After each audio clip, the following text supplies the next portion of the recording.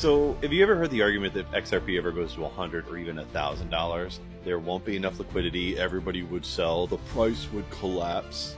Well, guess what? I'm about to show you how that's all wrong. Because technically, if adoption of XRP happens the way we suspect it may, then every single person in the world can sell all their XRP at 1,000 or 100 or even 10,000. But to understand what I'm going to explain, you'll need to understand liquidity pools. And simply put, a liquidity pool is a shared pot of tokens, like XRP and USDC, that sit there so people can instantly swap from one to the other without having to post and wait for a buyer and seller.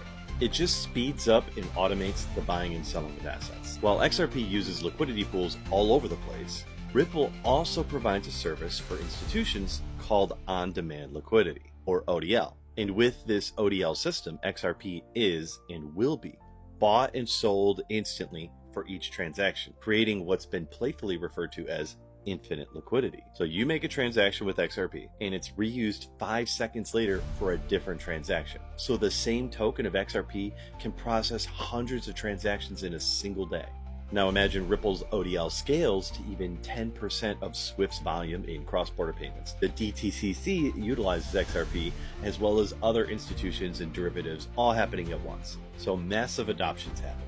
All of the institutions that don't custody their own XRP, they would be using ODL for their transactions, instantly buying XRP and instantly selling it off for each transaction, which is the core of ODL. So if XRP hits $100 or $1,000 and retail sells off, the institutions will keep buying and selling, not to hold, but to use. That's what creates this continuous liquidity. So you have to imagine 100 million transactions all happening in the same day under massive adoption, and every single transaction is constantly buying and selling massive amounts of XRP and selling off massive amounts of XRP to handle these transactions that they're sending across chain.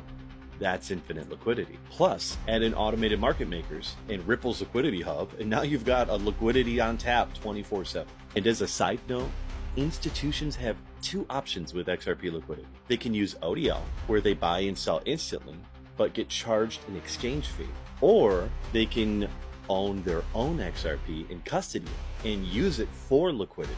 This allows institutions to create their own liquidity pools. Amendment XLS30, for example. Now, how can they do this?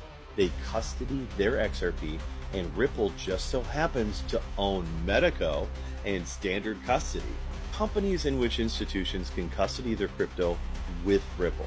The pieces are really coming